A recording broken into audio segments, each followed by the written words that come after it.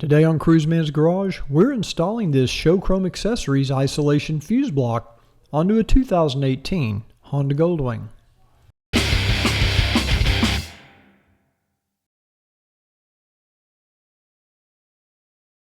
If you're planning on adding any electronic accessories to your 2018 Honda Goldwing, you're going to need an electronic isolated fuse box like the one from Show Chrome Accessories. The 2018 Goldwing has a CAN bus electrical system, and you can't simply add accessories by tapping into wires like you could on previous models. The 11 terminal tie-in points are electronically protected by 9 separate relays and fuses. The fuse box connects directly to the battery, so there's no need to make direct battery connections in the future. The bike's electrical system is protected by a 20 amp fuse and a separate 30 amp relay. This isolates all of your electrical accessories from the bike's electrical system.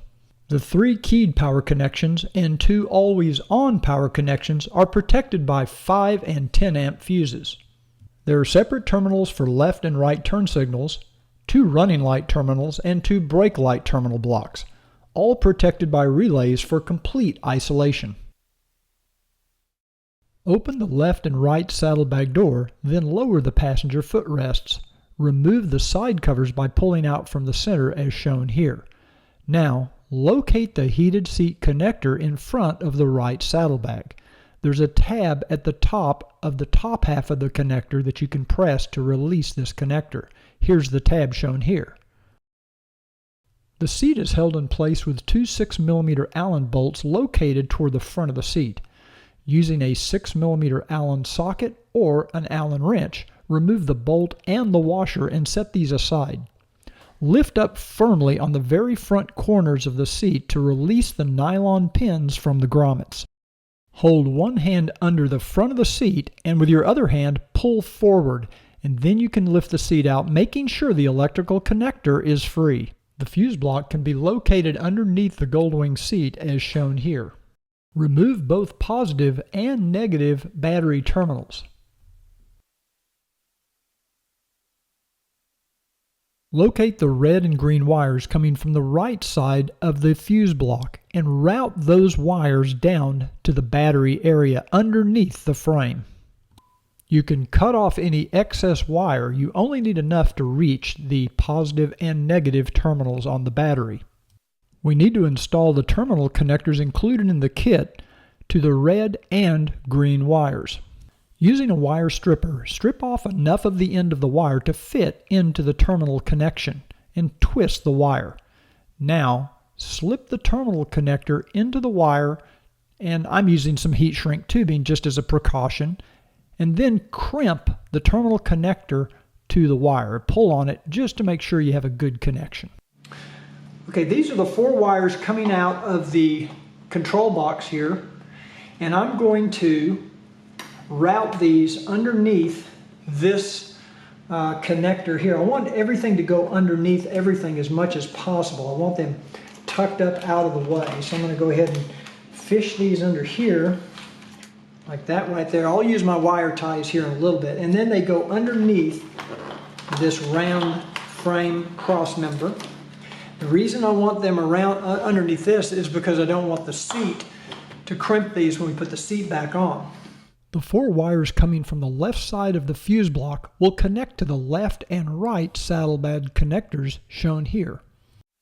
You can remove these connectors from the stay by pulling up on this small tab and then pulling the connector toward the front of the bike.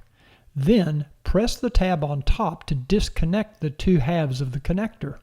We'll be tapping into the male side of the connector shown here. I like to strip away the electrical tape that Honda has put here. That'll give us more access to have more wire to work with. Your kit includes these blue wire splices, but honestly I haven't found them to be as reliable as the Tap-It connectors from PosiTap. I placed a link in the description below of where you can obtain these connectors. Unscrewing the gray end of the connector reveals a slot where you can slip over an existing wire on the motorcycle, and then by threading on the body it will pierce that wire to initiate the connection. Now you unscrew the red cap and insert a stripped piece of wire in that end. Once it's screwed in place, you have your connection. So here you can see I've got the posi-tap connectors on the green with red stripe. This is on the brown with the white stripe, and this is on the orange, and these are the 3 wires. Now I did not completely tighten these down. I threaded them on there, but they're not fully tightened down yet, so they haven't punctured the wire yet. I'm doing that because I can still move these around so that they don't get in the way when we go back to put our seat on. I can move these kind of where I want them. Here you can see my preliminary installation. You see the 4 wires coming out of the left side of the box going up under the frame cross member. Now I attempted to use one of those blue wire splices on the right hand connector. I ended up replacing it with the posi-tap connectors like you see here on the left side. I also tried to use one of those blue wire splices with the yellow wire that goes into the 6-pin connector. I did end up replacing it with a posi-tap connector as well. Here I'm installing one of the wires from the fuse block onto the other end of a posi-tap connector.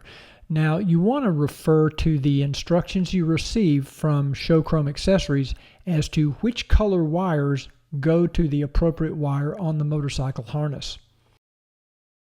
The yellow wire coming from the right side of the fuse block connects to a light blue wire coming out of the 6-pin connector, which is located just in front of this frame cross member. Don't forget to reconnect your saddlebag connectors. Now you can reattach the positive and negative terminals to the battery, and remember to include the green and red wires from the fuse block.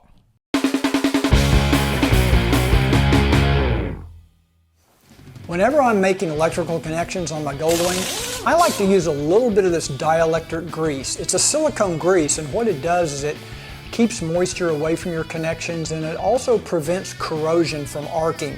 So it's really a great product and a good thing to use to enhance your electrical connections.